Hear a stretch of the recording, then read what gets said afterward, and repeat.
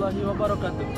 Kami dari kelompok 4 dengan praktikum induksi magnetik, program studi pendidikan fisika, jurusan pendidikan ilmu pengetahuan alam, Fakultas Ilmu Tarbiyah dan Keguruan, Universitas Islam Negeri Syarif Hidayatullah, Jakarta.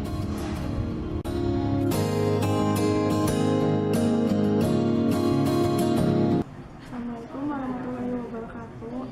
Saya Nurul Mairina. Di sini saya akan memperkenalkan alat dan bahan apa saja yang akan dipergunakan di induksi magnetik. Nah, di sini tuh ada multimeter, di mana multimeter itu fungsinya untuk menghitung arus.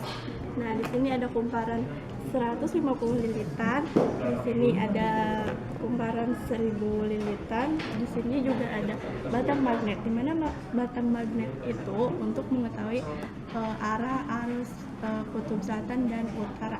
Nah, dari sini ada kabel penghubung, di mana kabel penghubung itu untuk menghubungkan komponen satu dengan komponen yang lainnya.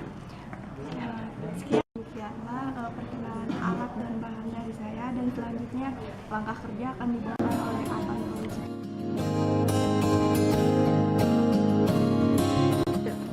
Saya Apan Fauzi, saya akan menjelaskan tentang cara merangkai atau rangkaian induksi magnetik. Pertama, kita siapkan dulu alat-alatnya seperti ini. Langkah pertama yang akan kita lakukan yaitu memasukkan kabel probe ke dalam multimeter. Yang merah untuk yang positif biar sesuai prosedur, kemudian yang hitam untuk yang negatif.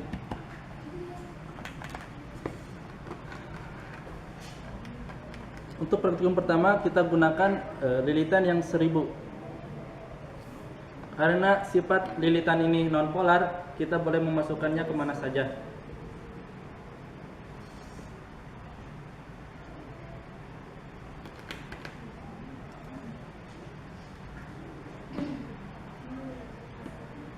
Agar hasil yang didapatkan sesuai, kita putar ininya.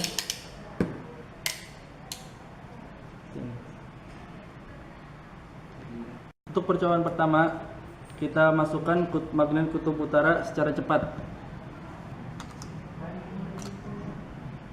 Kemudian catat hasil yang didapatkan dari multimeter. Kemudian magnet kutub utara ditarik keluar secara cepat. Kemudian kita masukkan magnet berkutub selatan secara cepat. Kemudian kita keluarkan lagi magnet kutub selatan secara cepat. Seperti ini. Yang selanjutnya kita lakukan secara lambat. Kita masukkan magnet kutub utara secara lambat seperti ini.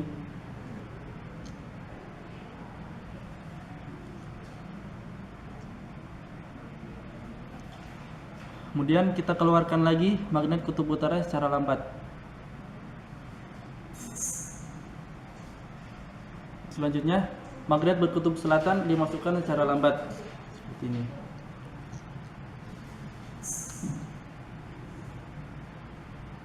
Kita keluarkan lagi magnet kutub selatan secara lambat.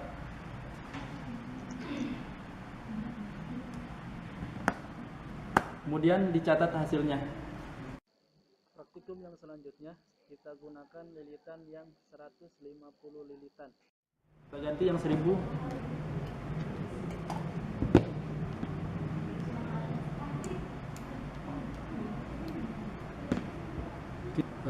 Kita masukkan magnet kutub utara secara cepat. Seperti ini.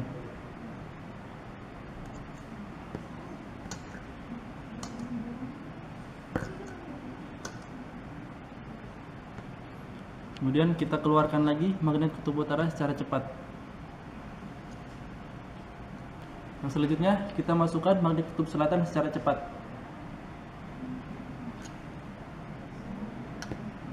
Kita keluarkan lagi magnet kutub selatan secara cepat.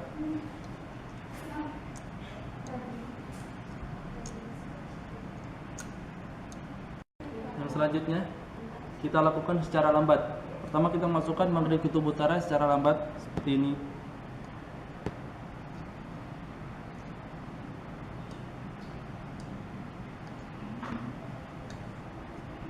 Kita keluarkan magnet kutub utara secara lambat.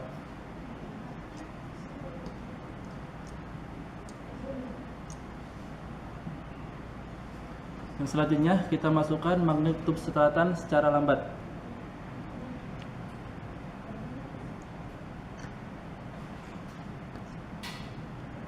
Kita keluarkan magnet kutub selatan secara lambat lagi.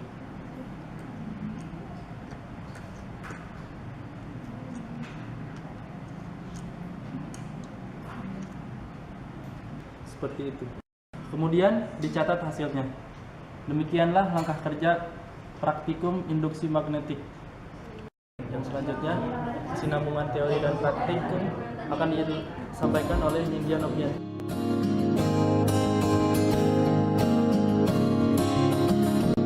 Baiklah, saya dengan Nindya Novianti, saya akan menjelaskan dengan kesinambungan antara teori dengan praktikum.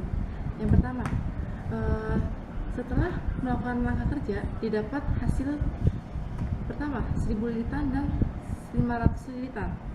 Untuk yang 1000 lilitan, utara dimasukkan secara cepat, dia bernilai positif, dan utara dikeluarkan, dia bernilai negatif. Sedangkan kutub selatan dimasukkan secara cepat, dia akan bernilai positif. Begitu juga selatan yang dikeluarkan dari kumparan, dia bernilai dengan negatif. Nah, pertama, terus yang kedua, lambat. 1000 lilitan dengan lambat. Pertama, utara dimasukkan secara lambat, itu bernilai positif. Sedangkan utara dikeluarkan dari kumparan, bernilai negatif. Dan selatan dimasukkan secara lambat, dia bernilai positif. Dan kutub selatan dikeluarkan secara lambat, bernilai negatif. Selanjutnya yang 500 lilitan.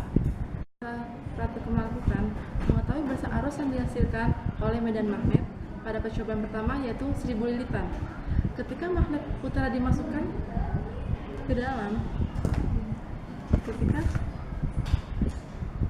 ketika ujung magnet utara dimasukkan ke dalam kumparan, dia bernilai positif, yang dikarenakan jumlah garis gaya-gaya magnet yang terdapat dalam kumparan bertambah banyak. Bertambahnya jumlah garis-garis gaya ini menimbulkan geger induksi pada ujung-ujung kumparan.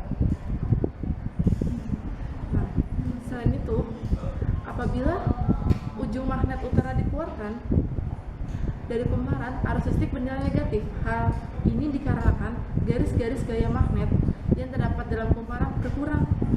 Jika magnet dimasukkan dan dikeluarkan secara cepat, akan menghasilkan arus lebih besar dibandingkan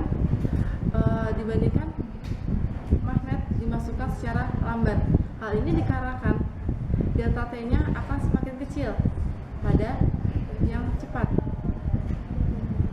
Selanjutnya, ketika ujung magnet selatan dimasukkan ke dalam kumparan, arusnya bernilai negatif, dan ketika keluar arusnya bernilai positif. Hal ini dikarenakan ujung magnet selatan berkebalikan dengan ujung magnet selatan. Untuk kumparan yang kedua, kumparan 500 lilitan, dia bernilai arusnya lebih kecil dibanding kumparan yang bernilai 1000 lilitan. Saat magnet digerakkan mendekati kumparan, saat kumparan didekati oleh kutub utara magnet, ujung kumparan yang didekati akan berlaku sebagai kutub utara. Demikian juga kutub selatan. Kutub selatan apabila dimasukkan ke dalam kumparan, ujung kumparan dia bernilai selatan.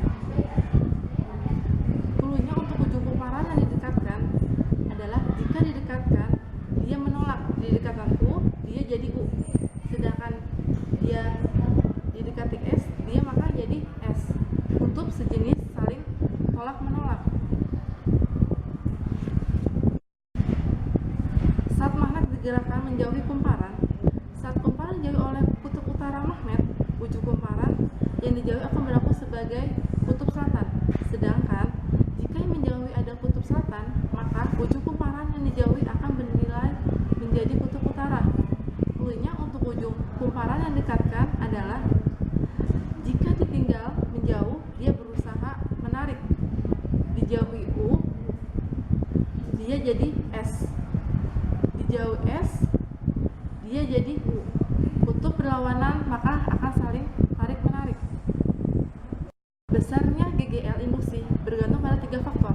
Pertama, banyaknya lilitan kumparan. Yang kedua, kecepatan keluar masuk magnet dari dan keluar kumparan. Ketiga, kuat magnet batang yang digunakan. Yang pertama, semakin besar jumlah lilitan, maka semakin besar arus yang didapat. Dan semakin cepat batang magnet masuk ke dalam kumparan, maka arus yang didapat akan semakin besar. Kutub utara apabila dimasukkan, dia akan bernilai positif. Dan apabila kutub selatan dimasukkan ke dalam kumparan, dia akan bernilai negatif. Demikianlah kesinambungan antara teori dengan praktikum. Sekian dari kelompok kami, semoga bermanfaat. Kurang lebihnya kami mohon maaf. Terima kasih. Wassalamualaikum warahmatullahi wabarakatuh.